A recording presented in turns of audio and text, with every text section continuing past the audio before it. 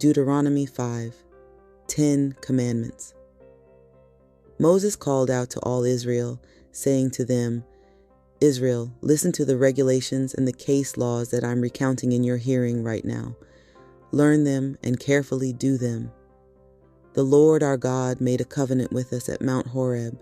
The Lord didn't make this covenant with our ancestors, but with us, all of us who are here and alive right now. The Lord spoke with you face to face on the mountain from the very fire itself. At that time, I was standing between the Lord and you, declaring to you the Lord's word, because you were terrified of the fire and didn't go up on the mountain. The Lord said, I am the Lord your God, who brought you out of Egypt, out of the house of slavery. You must have no other gods before me. Do not make an idol for yourself, no form whatsoever, of anything in the sky above or on the earth below or in the waters under the earth. Do not bow down to them or worship them, because I, the Lord your God, am a passionate God. I punish children for their parents' sins, even to the third and fourth generations of those who hate me. But I am loyal and gracious to the 1,000th generation of those who love me and keep my commandments. Do not use the Lord your God's name as if it were of no significance. The Lord won't forgive anyone who uses his name that way. Keep the Sabbath day and treat it as holy, exactly as the Lord your God commanded. 6 days you may work and do all your tasks, but the 7th day is a Sabbath to the Lord your God. Don't do any work on it. Not you, your sons or daughters, your male or female servants, your oxen or donkeys, or any of your animals, or the immigrant who is living among you, so that your male and female servants can rest just like you. Remember that you were a slave in Egypt, but the Lord your God brought you out of there with a strong hand and an outstretched arm. That's why the Lord your God commands you to keep the Sabbath day. Honor your father and your mother exactly as the Lord your God requires, so that your life will be long and so that things will go well for you on the fertile land that the Lord your God is giving you. Do not kill, do not commit adultery, do not steal, do not testify falsely against your neighbor, do not desire and try to take your neighbor's wife, do not crave your neighbor's house, field, male or female servant, ox, donkey, or anything else that belongs to your neighbor. Those are the words the Lord spoke to your entire assembly with a loud voice while on the mountain, from the midst of the fire, the cloud, and the thick smoke. He added no more. God wrote them on 2 stone tablets, then gave them to me, Moses' intercessory roll. Now once you heard the voice from the darkness while the mountain was blazing with fire, you came to me, more specifically, all the chiefs of your tribes, and your elders came, and you said, Look here, the Lord our God has shown us his glory and greatness. We've heard his voice come out of the very fire itself. We've seen firsthand that God can speak to a human being and they can survive. But why should we die? Surely this massive fire will consume us. If we hear any more of the Lord our God's voice, we will die. Is there anyone who has heard the living God's voice speaking out of the very fire itself, like we have, and survived? You go and listen to all that the Lord our God says. Then tell us all that the Lord our God speaks to you. We'll listen and we'll do it. The Lord heard what you said when you said this to me. The Lord then told me, I heard what the people said when they spoke with you. Everything they suggest is good. If only their minds were like this, always fearing me and keeping all my commandments, so that things would go well for them and their children forever. Go and tell them, you may go back to your tents, but you, Moses, must stay here with me. I will tell you all the commandments, the regulations, and the case laws that you must teach the Israelites to do in the land that I am giving them to possess. So you must carefully do exactly what the Lord your God commands you. Don't deviate even a bit. You must walk the precise path that the Lord your God indicates for you so that you will live, and so that things will go well for you, and so you will extend your time on the land that you will possess. Deuteronomy 6, the Great Commandment. Now these are the commandments, the regulations, and the case laws that the Lord your God commanded me to teach you to follow in the land you are entering to possess, so that you will fear the Lord your God by keeping all his regulations and his commandments that I am commanding you, both you and your sons and daughters, all the days of your life, and so that you will lengthen your life. Listen to them, Israel. Follow them carefully so that things will go well for you, and so that you will continue to multiply exactly as the Lord, your ancestors' God, promised you in a land full of milk and honey. Israel, listen. Our God is the Lord, only the Lord. Love the Lord your God with all your heart, all your being, and all your strength. These words that I am commanding you today must always be on your minds. Recite them to your children. Talk about them when you are sitting around your house, and when you are out and about, when you are lying down, and when you are getting up. Tie them on your hand as a sign. They should be on your forehead as a symbol. Write them on your house's door frames and on your city's gates.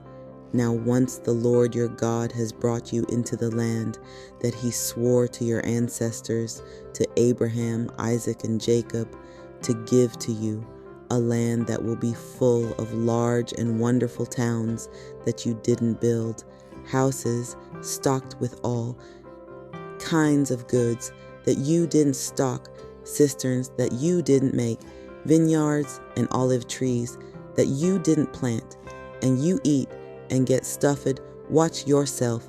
Don't forget the Lord who brought you out of Egypt, out of the house of slavery. Revere the Lord your God, serve him, and take your solemn pledges in his name. Don't follow other gods, those gods of the people around you, because the Lord your God, who is with you and among you, is a passionate God. The Lord your God's anger will burn against you, and he will wipe you off the fertile land. Don't test the Lord your God the way you frustrated him at Massah. You must carefully follow the Lord your God's commands, along with the laws and regulations he has given you. Do what is right and good in the Lord's sight, so that things will go well for you, and so you will enter and take possession of the wonderful land that the Lord swore to your ancestors. And so the Lord will drive out all your enemies from before you, just as he promised. The next generation. In the future, your children will ask you, what is the meaning of the laws, the regulations, and the case laws that the Lord our God commanded you? Tell them, we were Pharaoh's slaves in Egypt, but the Lord brought us out of Egypt with a mighty hand. Before our own eyes, the Lord performed great and awesome deeds of power against Egypt, Pharaoh, and his entire dynasty. But the Lord brought us out from there so that he could bring us in, giving us the land that he swore to our ancestors. Then the Lord commanded us to perform all these regulations, revering the Lord our God, so that things go well for us always, and so we continue to live, as we're doing right now. What's more, we will be considered righteous if we are careful to do all this commandment before the Lord our God, just as he commanded us. Deuteronomy 7, dealing with foreign worship.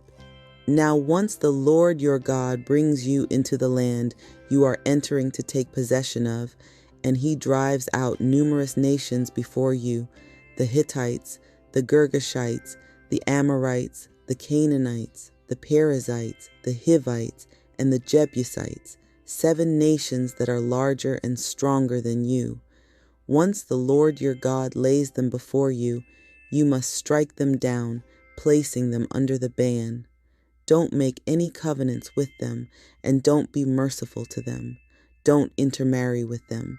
Don't give your daughter to one of their sons to marry, and don't take one of their daughters to marry your son, because they will turn your child away from following me so that they end up serving other gods. That will make the Lord's anger burn against you, and he will quickly annihilate you. Instead, this is what you must do with these nations: rip down their altars, smash their sacred stones, cut down their sacred poles, and burn their idols, because you are a people holy to the Lord your God. The Lord your God chose you to be his own treasured people beyond all others on the fertile land. It was not because you were greater than all other people that the Lord loved you and chose you. In fact, you were the smallest of peoples. No, it is because the Lord loved you, and because he kept the solemn pledge he swore to your ancestors, that the Lord brought you out with a strong hand and saved you from the house of slavery, from the power of Pharaoh, Egypt's king. Know now then that the Lord your God is the only true God. He is the faithful God who keeps the covenant and proves loyal to everyone who loves him and keeps his commands, even to the 1,000th generation.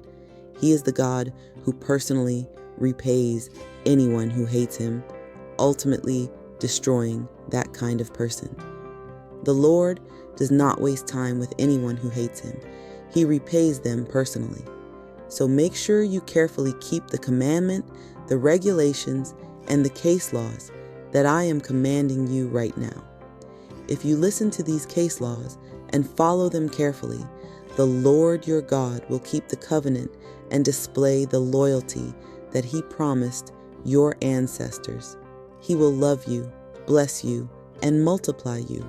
He will bless the fruit of your wombs and the fruit of your fertile land, all your grain, your wine, your oil, and the offspring of your cattle and flocks, upon the very fertile land that he swore to your ancestors to give to you. You will be more blessed than any other group of people. No one will be sterile or infertile, not among you or your animals. The Lord will remove all sickness from you. As for all those dreadful Egyptian diseases you experienced, the Lord won't put them on you, but will inflict them on all who hate you. You will destroy all the peoples that the Lord your God is handing over to you. Show them no pity, and don't serve their gods, because that would be a trap for you.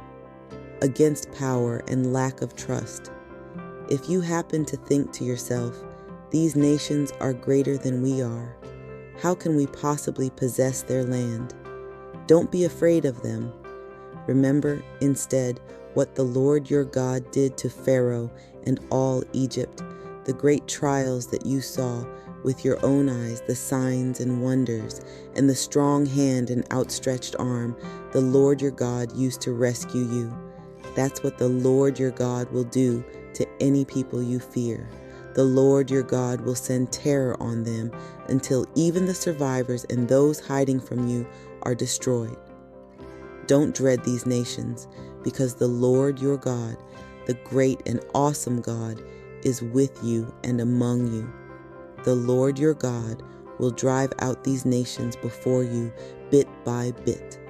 You won't be able to finish them off quickly, otherwise the wild animals would become too much for you to handle.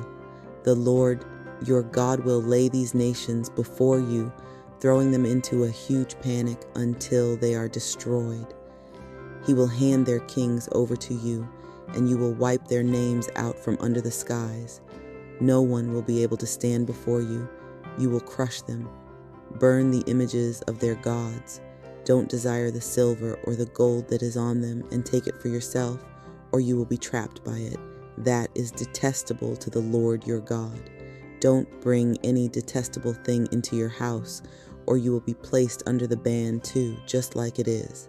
You must utterly detest these kinds of things, despising them completely, because they are under the ban.